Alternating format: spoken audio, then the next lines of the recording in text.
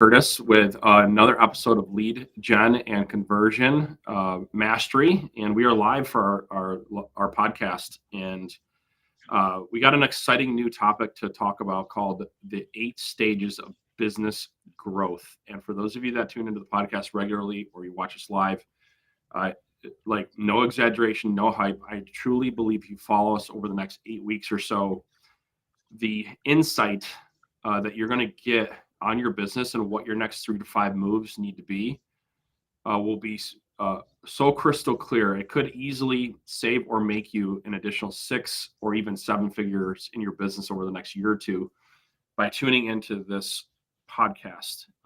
Just to kind of set the stage for this, one of the things that Brian and I have been talking about is each stage of each business is at a different place in the decision-making process, and what we need to put in place is different than when we're making between 0 and 100K versus making 100K to 500K in our business as an example, and so on and so forth. There's different stages. So what we've been working on as an exercise to say, hey, look, if we broke down the company, broke down our businesses from 0 up to 10 million, how many stages are in between, and what different what different elements, what people, process, and tools have to be put in place at each stage to get to the next level? What problems do you have to overcome to get to the next stage? And this whole kind of thing is built on something that I call a flywheel business model. And I personally it's been out there, but I personally read a book on how Jeff Bezos runs Amazon. And he runs Amazon based on the flywheel business model, where instead of just a heavy weight on marketing and sales, there's a full 360 on marketing, sales, and service, where you become client obsessed, and that determines your marketing and your sales efforts based on that feedback loop. And that's essentially what Jeff did. And we believe that if more people adopted that mindset, you'd be able to scale quicker, because the idea is the more happy clients that you have, the more referrals you get. And now the more referrals you get, the more ambassadors you get, and that feeds the momentum of the flywheel, right? And so basically what we want to do here in this podcast is, with that methodology in mind, what we want to do is break down, just as a high level, the different stages that you might be at in your company, figure out what stage you're at, and ultimately help you determine your next 3 to 5 moves as we go through this podcast together. So I'm going to go ahead and share my screen for the people that are watching live, so we can break down this document. You might be asking yourself why you should listen to Brian and I when it comes to stages of our mentorship or guidance on stages of your business. Well, Brian is actually at stage 6, moving into stage 7, which less than 5%, it's probably 1% of all real estate companies ever get to that stage. So congratulations to Brian. So, and then same thing for me. I'm hovering around stage 7 between all the different things that I have going on. And my goal is to get to the higher part of stage 7, so the lower part of stage 7, and that all makes sense to you as we go through this. So with that, Brian, can everybody see my screen yet, or do I got to toggle this on? There you go. Now you can see it. Cool. All right. So just a quick high level. Stage 1 is 0 to 100K. We're going to dive into that. Stage 2 is 100K to 500K. Stage 3, the way we have it broken down, is 500K to $1 million. And stage 4 is $1 million to 1.5 million. Stage 5 is 1.5 million to 3 million. And stage 6 is 3 million, or actually, I got to correct that. So 3 million and up. Stage 6 is 3 million to 10 million. And then stage 7, we have 10 million to 50 million. Stage 8, 50 million to 100 million, which God bless you if you're listening to this and you're already at that stage. So Brian, let's start off with stage 1 for today. And one of the things that one of the things that you and I talk a lot about is some of the things that go into somebody going from just getting started in the real estate business to making their first six figures and feeling like they're actually can go from like barely making end meets and having a decent income. And what do you think, between mindset, activities, and skill sets, what in your opinion comes first, second, and third, or isn't there an order? Is that kind of what makes it complex? There's so much learning going on, at this stage. I'd love just to hear your thoughts on that. Yeah, no, I can't tell you one is more important than the other at this stage. So if we get a little bit further on, and we will obviously, I think that'll change. But at the end of the day, when you're just starting, you need skills, obviously. Like if you don't know how to show a house, if you don't know how to go on a listing appointment, if you don't know, scripts, dialogues, conversations, then no matter how you work, how hard you work, it's going to be challenging. Now, I want to say this though: activity will overcome your lack of skill and lack of good mindset. Although most people who don't have good mindset won't have good activity. So I'm not saying it is possible to have good activity without good mindset, but it's highly unlikely because most people's mindset issues are around, well, this isn't going to work and that's not going to happen. And so when you have those kind of negative mindset issues, you're not going to say, what should I do? I should start calling people. I should start door knocking. I should start doing open houses.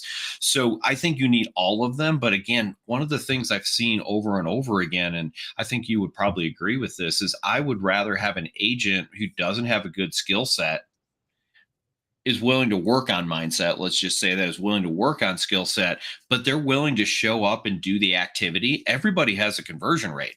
So if I give, maybe if I give Isaiah 100 leads, maybe he'll close 10 of them. Maybe I give this new guy 100 leads, he only closes one of them. But then he just has to call 10 times more leads and have 10 times more conversations than someone like Isaiah.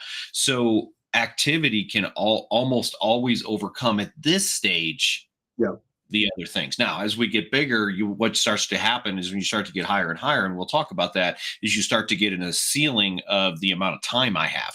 Sure. You only have X number of hours in a day, and eventually you're gonna have to create some kind of leverage, or you're gonna hit that ceiling. Yeah, I think that's going to be an interesting conversation when we get to that stage, because the very thing that served you well, if you didn't build the right foundations along the way, can actually end up being the bottleneck, right? So, which we'll talk about in a little bit. One of the things I like about what you said there is, activities, and can overcome a lot of problems and failures, right? So if there's high enough activity, and people are always like, well, I got to learn the skill set. Well, you know how you learn the skill set is you learn the skill set by freaking doing the thing so many times till you can't stand doing it. That's how you learn skills, right? Yep. I mean, let's be real about it, right? You just do it over and over and over again until you're like bored of it. You're like, and even then you have to keep pushing through. And I think there's too many people that are not just told that truth, in my opinion, or maybe they're told that truth, but they haven't processed it correctly, is that we think that there's some sort of, having training and coaching is really, really important. But at the end of the day, once you've received that information, like you coached on yesterday in our mastermind group, once you receive that information, it's time to take action. It's time to go do, because nothing else matters at that point once you've received the information, because it's the only way you actually develop the skills, which then goes back to mindset. And so it's interesting how these three are so intertwined with each other. And I've asked this question a lot, is like, which one comes first for somebody who's trying to go from stage 1 to stage 2? And it's like, there's so much going on. It's almost like you got to work on all of it at one time, right? It's like, I like to look at it as cycling up. Okay. So, you're at a certain level, whatever that level is. And to get to the next level, I'm going to, probably for most people, there's exceptions to that. For most people, I'm going to need to improve my mindset. And I'm going to need to improve my skills. Now, you notice I didn't necessarily say you need to increase your activities. because you may have already been at the max that you're going to be at. So one of the funny things I say when I talk about skills is there's two ways to have more closings. The first way is to talk to more people. So again, Yeah. keep the same exact close rate that you have. If I close 1 out of 25 people I talk to, the more, just multiply that times 25. It's the number of people I need to talk to get a closing. Or what if I went to the point where I could, only have 20 people or only have 15 people? That's where skill comes in. And then, the activity, maybe what you're going to change is the type of activity that you're going to do, but the quantity of activity, especially at this stage, needs to be pretty high, because you're Yeah. trying to build momentum. You're trying to create inertia. You're trying to get something moving. And it's amazing. There's that goofy Yogi Berra saying, but I love it. I use it quite a bit, is the harder I work, the luckier I get. And so, yeah, this is definitely still hard work, but we're cycling up, and then you have to change, and then you cycle up again. You have to change. It's almost like, I'll be super nerdy here, chaos theory, right? You have to let things reorganize at a higher level, and you have to become a person who can handle stuff at this level. Okay, great. Then I'm going to handle stuff at this level. But it takes that experience and that stair step along the way.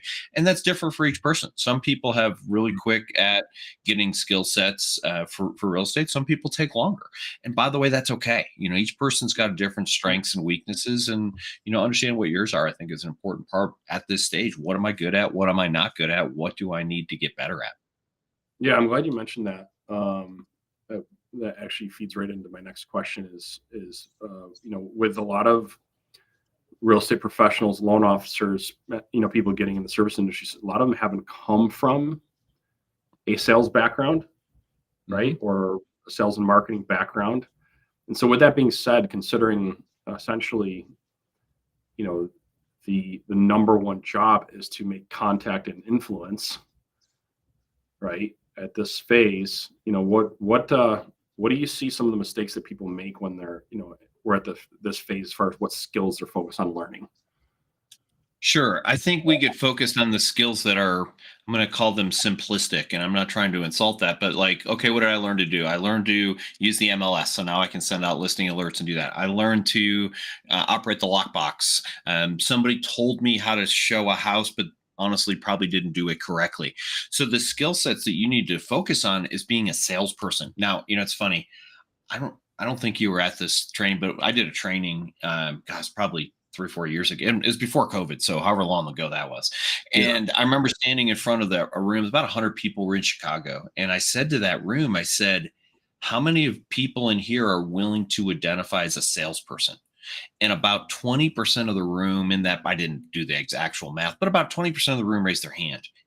And that's one of the reasons, and I wasn't even going to go here, but I'm going to go here. That's one of the reasons that's a whole bunch of people are about to struggle when Yep. things change, because you can no longer use, I work for free and then still get Yep. paid. You can still work for free, by the way. That's completely optional. I mean, you can work for free, but you're not going to get paid. We used to work for free and still get paid. That's about to change. So you're going to have to be able to be persuasive and influential and show people that it's worth their time, energy, effort, and money to work with you, because you can no longer say, but don't worry, my services are free, because they're no longer going to be free.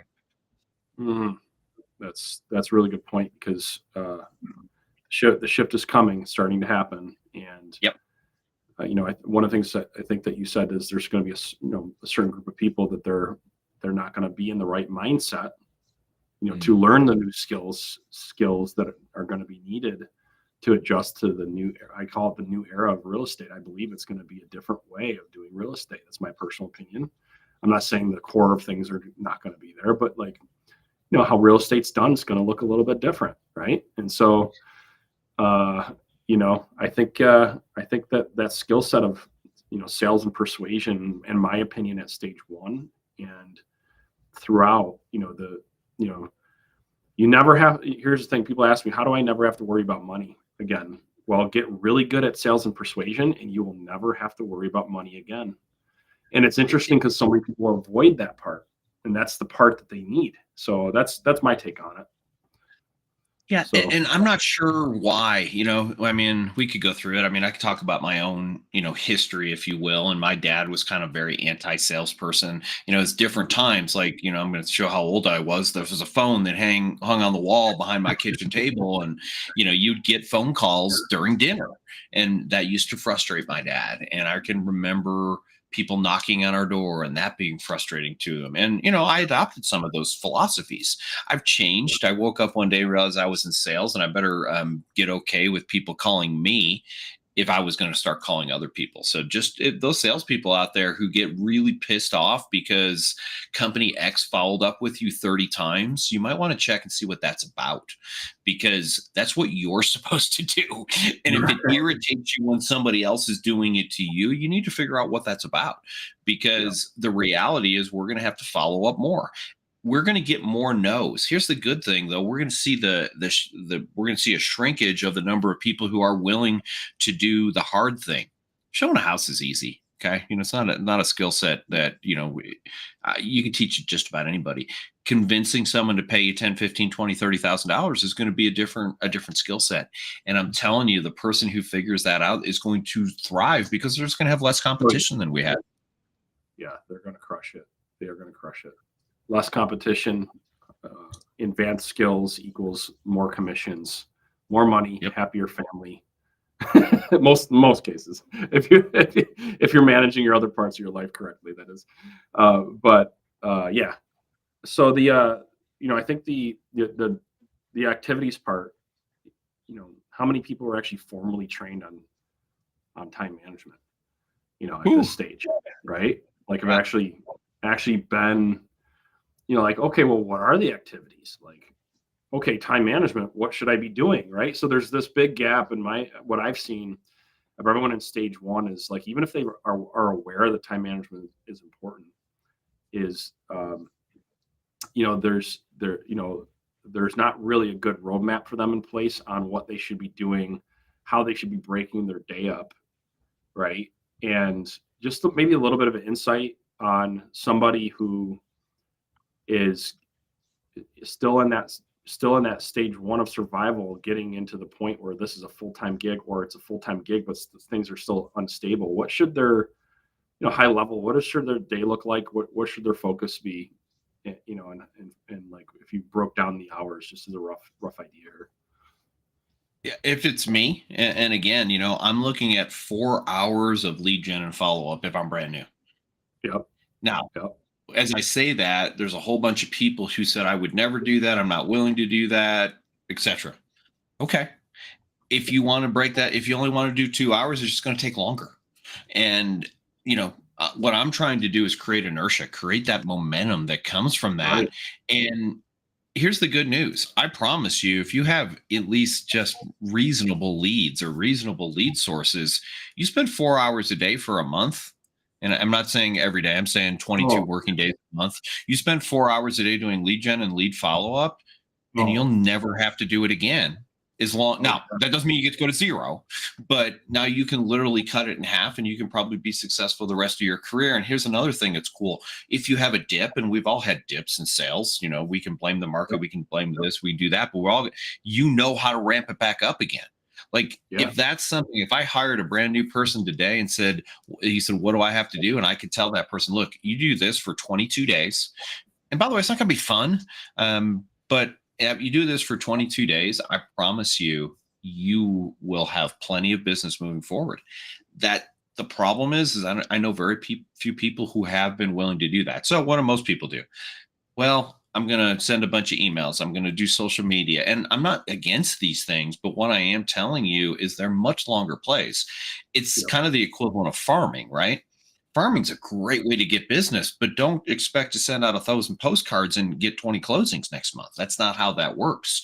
So to me, the person who's at stage 0, stage 1, they need to look and say, what am I going to do to ramp it up? What am I willing to do short term? And decide and make those choices. Now, I want to put some other things out there too. I'm not a big fan of reading emails, but you have to put that on your calendar, because here's what most people do. They don't put that on their calendar. So instead of reading emails 2 or 3 times a day based on their calendar, they read them all day long. Well, Yeah. email is one of those things that will completely distract you. Same with social media. Do I think it's smart to go out and post on social media? Sure. If you have the discipline to go out and post on social media without going into the social media rabbit hole. So, and here's the other thing that has frustrated me over the last couple of years, and I think you'll identify with this. We're talking about someone who wants to make 100 grand a year. I'm just assuming because we're going 0 to 100. Guys, consider the other professions in your market that make $100,000 a year. Get an idea what those people do, what it required to get them into that job, what education. I did a comparison for a team out in California. I think attorney was making like on the average like $120,000 a year, but they were also working 70 hours a week and had gone to school for 7 years. So Yeah, and have 100 grand in debt, right? right. So, it cost me $1,500 and 60 hours to get my license. Now I know that that's probably not true most places anymore. So even if you double that, it costs $3,000 and 120 hours. That's not very much. 120 hours is 3 weeks of your life. So, consider how easy it is to get into this industry and what an opportunity it is to look at that. Or you can look at how hard it's going to be. Those are, we talked about mindset briefly. My mindset is, where else can I make $100,000 a year without having, I don't want to say no education, but there's not a lot of requirement. Go be a doctor. They're making 150 grand a year. They went to school for 8 years and then did, residency and internship and all the other stuff that I don't know much about. But understand that this is not as simple. Making 100 grand a year, that's a lot of money. And, you can make a ton more than that, but understand that if you want to work 15 hours a week and not make a phone call, you're not going to make 100 grand a year. Yeah, I think that's really powerful. And I actually reflect back on when I was, so I came into an existing brokerage that was 2 other guys that really weren't doing much, like 15, 20 transactions. And so we decided to partner up. And, I remember I was fortunate to have been trained on time blocking at that time. And I could see their problem. I'm like, dude, what do you, like, I watched how they were functioning throughout the day. And I'm like, I can see why this thing's failing. And so that was the first thing that we did, is we had an agreement as far as like what we were going to do and when we were going to do it. And for me,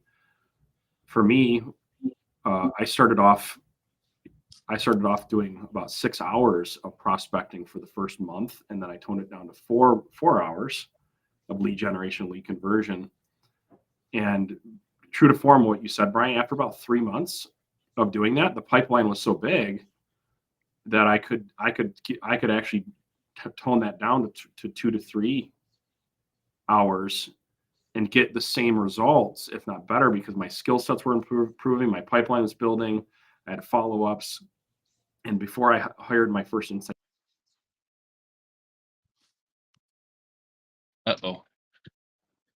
agent as my time, and I think it's like we lost connection. I think we're back. Are we back?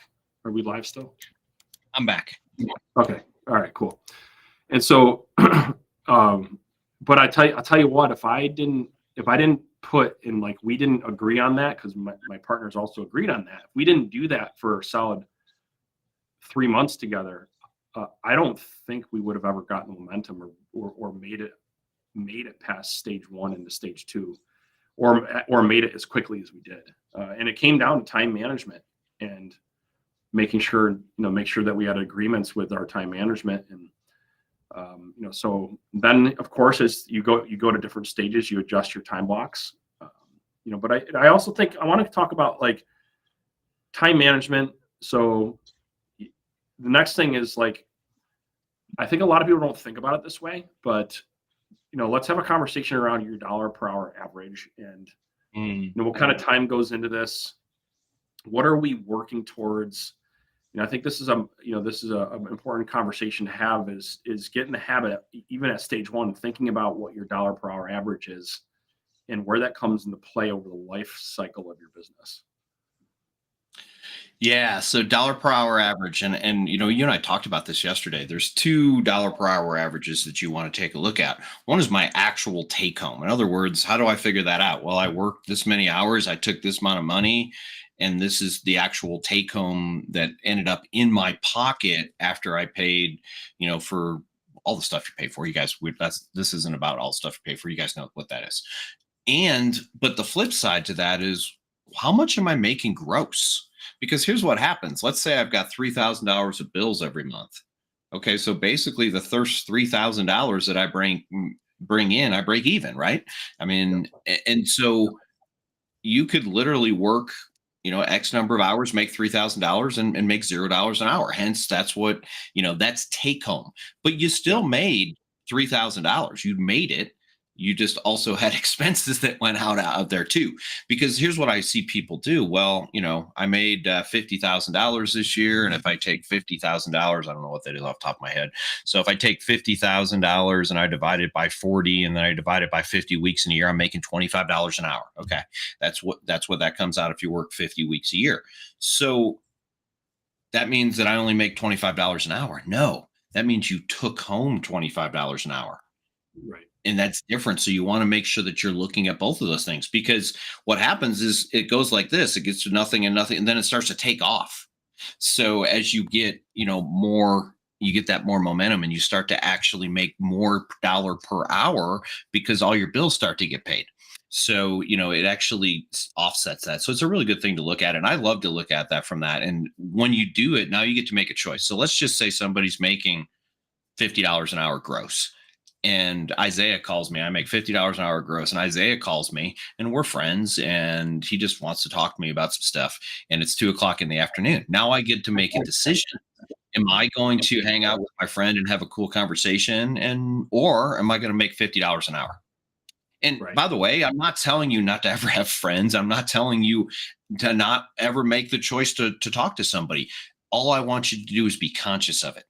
And I think that's the biggest mistake people make, is they go, well, Isaiah called me, I have to answer. So called me. They're looking at all this stuff instead of saying, is this the best and highest and best use of my time? Does this get me towards my goal? Does this keep me neutral on my goal, or does this move me away from my goal?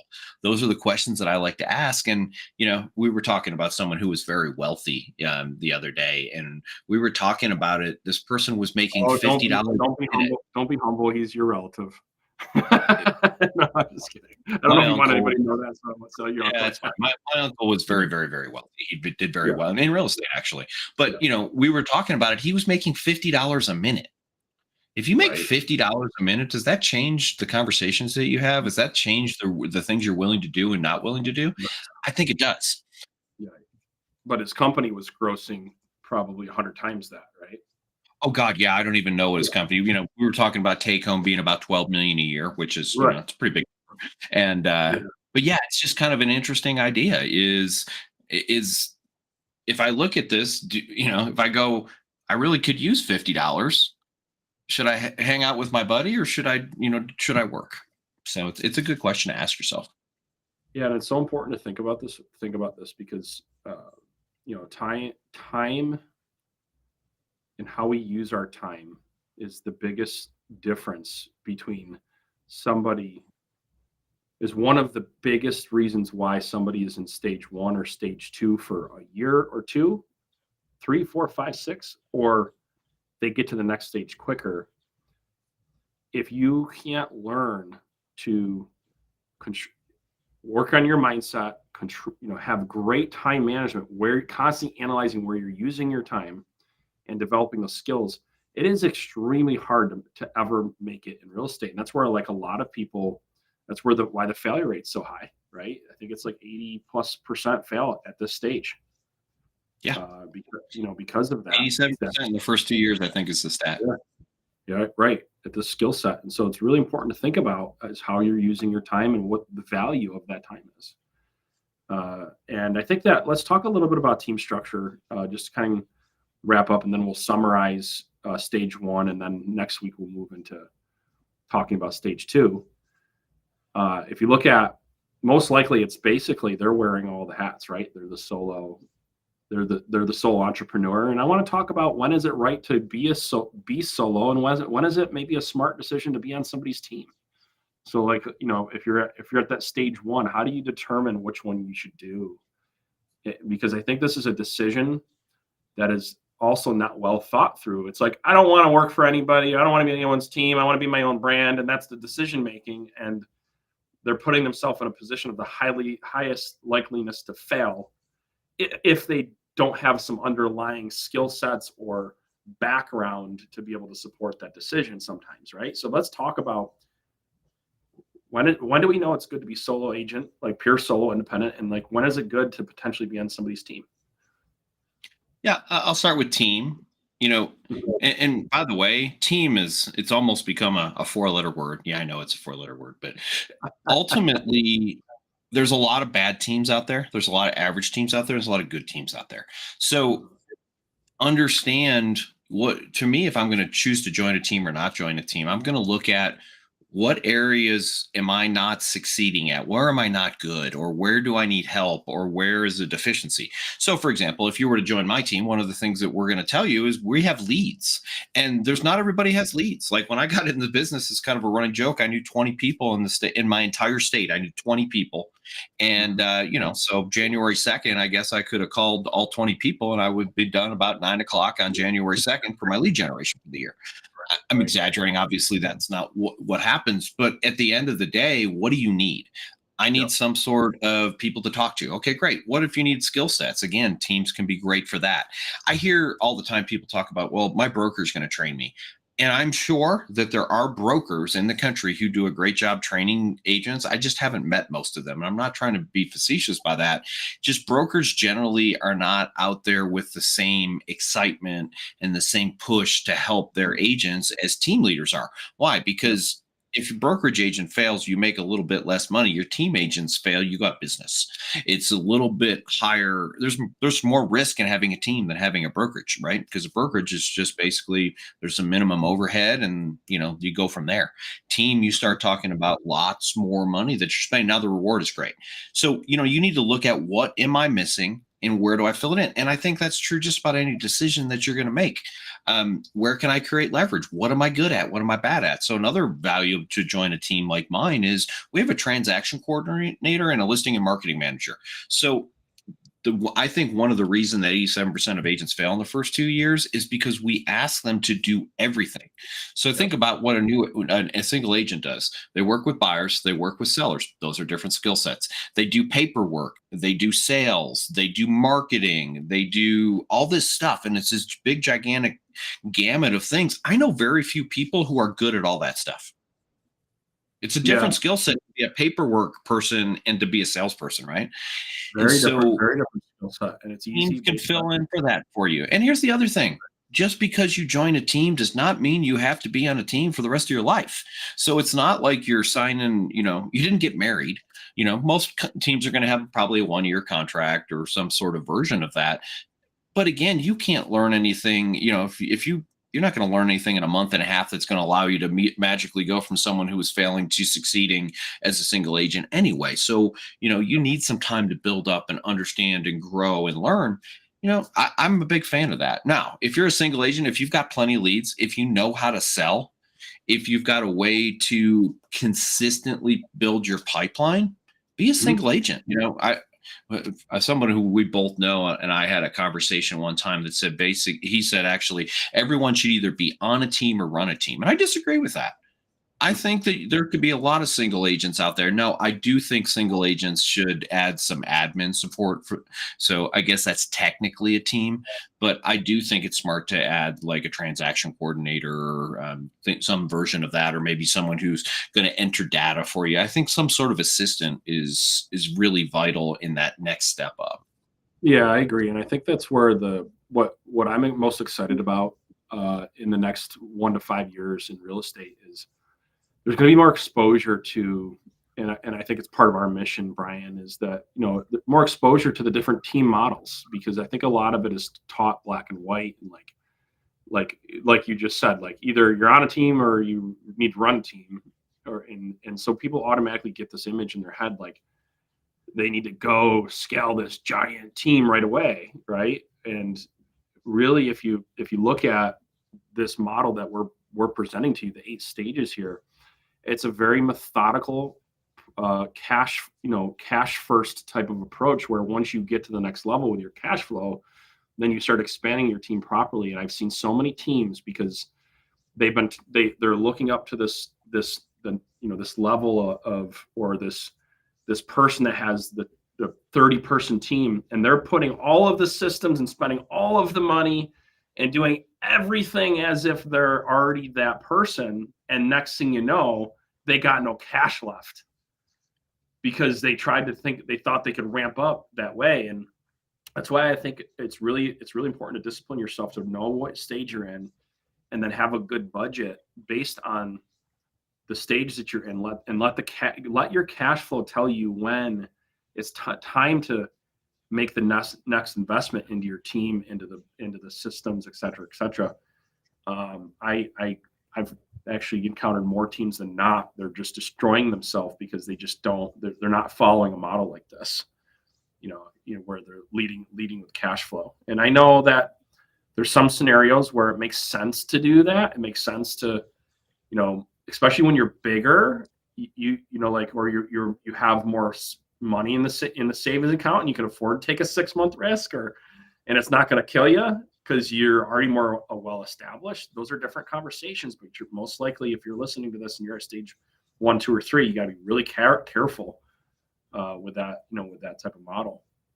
You have outside funding. So I think, I think just kind of to wrap it up here is, for stage 1, if your average is 0, stage 1, we consider just 0 to 100K.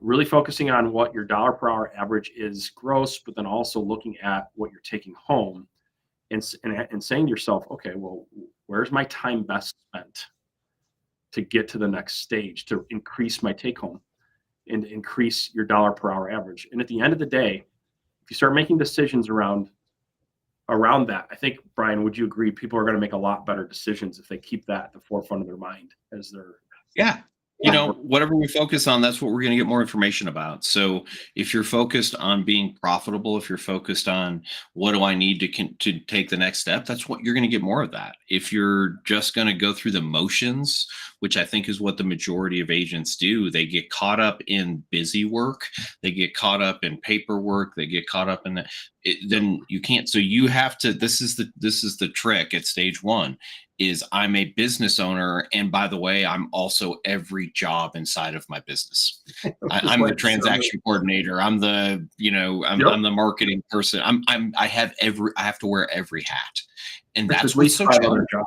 Yeah. It's at least 5 other jobs. Right. And so, yeah. So, the beauty of it is, if you have that goal out there to get to the next stage where you can start creating some leverage, start building your own team. And when I say team, it's not necessarily any agents on it at this stage, but when you can look forward to that, sometimes we suck it up. People ask me, how did I build a team so, to where I got to? And it started was, I worked 80 to 100 hours a week. And that's not a forever program. And I'm not even advocating that program, but sometimes you're going to, if you ask the average entrepreneur, not real estate agent, the average entrepreneur, when they started, they didn't work 40 hours a week. No, they just didn't. No. And when I say average, let me rephrase it, average successful entrepreneur, because some entrepreneurs do work 40 hours a week and go out of business. So that does happen. Yeah. And, that most likely that entrepreneur, as long as they had the right activities, that was working that 60, 70 hours a week, most likely the reason why they were doing that is because they were focused on revenue generating activities during the day, and then they were doing their admin stuff after work and putting in a solid 60, 70 hours. But I tell you what, they made it out of stage 1 and went into stage 2, and even accelerating stage 3 a lot quicker because of that upfront investment. And one of the things I heard Brian Tracy,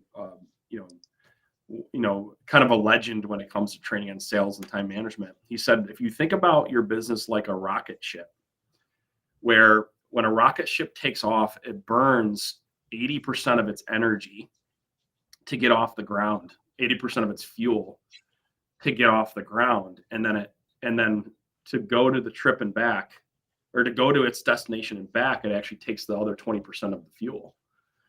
And I always thought that was easy. He goes, this may not work for everybody. He goes, but that might be something that sticks in your mind, is that if you're willing to, for a season, right, for a season to really focus on the right things, put a little bit more extra time, have an agreement with your family that this is going to look like, this is what it's going to look like for the next year, etc. That will get you to stage 2 or stage 3 quicker. It just will, right? And then you can reevaluate. My biggest problem was I got to stage 6 and I was still acting like I was in stage 1 or 2, and my family wanted to kill me because I got into bad habits of Me too. working when I didn't need to work, didn't even need to anymore, right? Like, that's for another day, right? But I think that, Brian, this is really great, a really awesome conversation. Here's the question you should be asking: skills and questions. So focus, time management, sales and persuasion, and a growth mindset. Those are the skills, kind of in a summary. There's other skills too. But these are the primary ones that help you get to stage 2. And the question you should be asking yourself is, what are my lead generation strategies, and what systems, people, process, and tools am I going to put in place to convert these leads? And if you get that down, there's no doubt that you're going to make it to stage 2 and get to that ramp phase, what we call the ramp phase, at 100K to 500K-ish. And we'll talk about that next week. Brian, thank you so much for spending the time. And it's nice to have somebody who is, in the top 5, literally top 5% of making to stage 6, going to stage 7 is really awesome to be able to talk with you about this, because you've been through it all. So thank you for your time. And appreciate you. For everyone listening, if you enjoyed this podcast, we ask that you share it with a friend and help us spread the word on our Lead Gen Conversion Mastery podcast. And we'll see everybody next week. Bye, everybody. Thanks, everybody.